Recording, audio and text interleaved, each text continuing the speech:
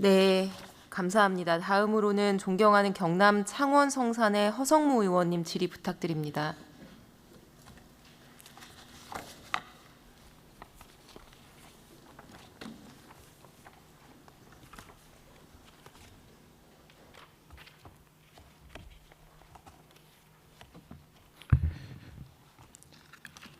예, 창원 성산구 허성무 의원입니다.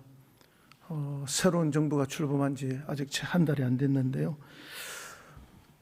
윤석열 정부 때와 여러 가지 비교해 볼 거리가 많다고 봅니다. 지난 윤 정부 때는 초부자 감세, 이걸로 인해서 2023년, 24년 2년간에 80조에 이르는 막대한 세수 부족이 있었습니다. 그리고 그것 때문에 지방자치단체하고 지방교육청에 내려줘야 될 교부세하고 교부금이 25조 1천억 원이 적게 내려갔습니다. 그거 잘 알고 계시죠, 우리 차관님? 예. 그래서 이게 지방 정부는 사실상 재정 파탄 수준이었고, 또 지방 정부의 재정 기능에 따라서 움직이는 지방 경제도 파탄 지경에 이르렀고 내수도 파탄에 이르렀다라고 진단하고 있습니다.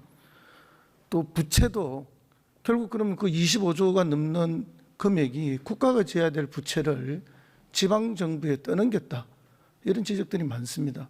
다시 말해서 23년, 24년 중앙 정부의 형태는 지방 정부나 지방에 살고 있는 사람 입장에서 보면은 너무나 무책임하고 심지어 파람치하기조차 한 그런 정책이었다, 그런 비판을 하지 않을 수가 없습니다. 뿐만 아니라 재정 준칙주의를 고집하고 확장 정책에 대한, 확대 재정에 대한 아주 극렬한 반대, 이걸 통해서 정말 깔딱고개가 넘어가고 있는 국민들의 삶, 또 자영업자들의 그런 고통들을 예면해 왔다고 수없이 비판하고 지적해 왔습니다. 그 점에 대해서는 많은 국민들이 공감을 하고 있고요.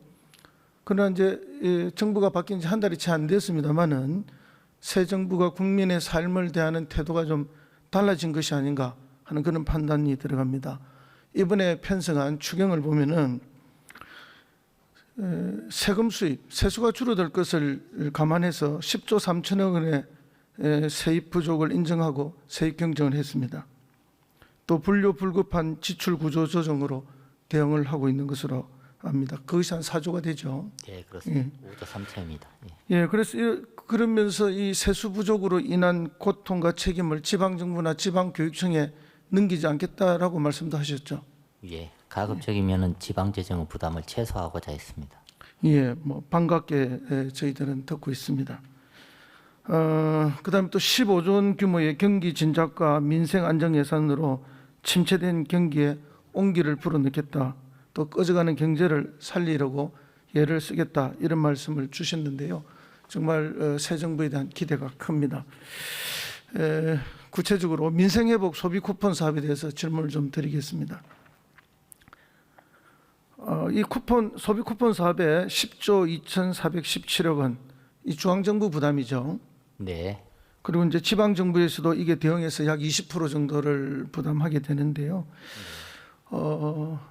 근데 이 지금 어려운 그 서민들의 삶, 또 민생 경제를 생각하면은 이 정책이 가장 효과가 크고 좋은 처방이다, 이렇게 생각하는데, 이거에 대해서 굉장히 이렇게 부정적으로 비판하시거나 심지어는 사악한 프레임까지 씌워서 비난하고 있다라는 생각을 합니다.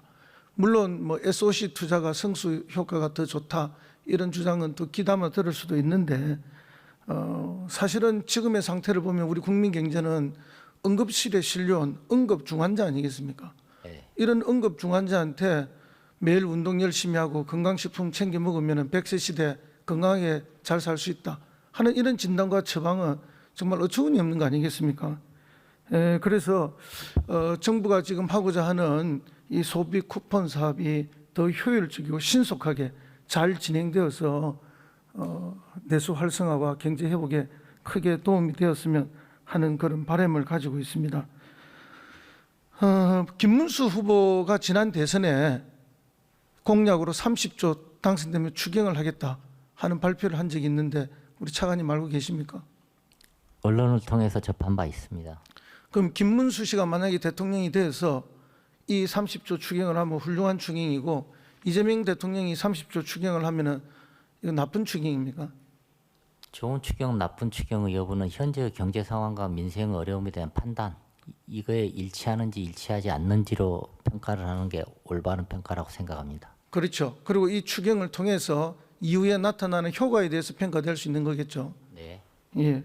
그래서 결국 평가는 이 정부에서 받을 수밖에 없는 거 아닙니까? 이 정부가 지금 한 거고 할 것이고, 그래서 좋은 평가를 받을 수 있도록 만전을 기해 주시길 부탁을 드립니다.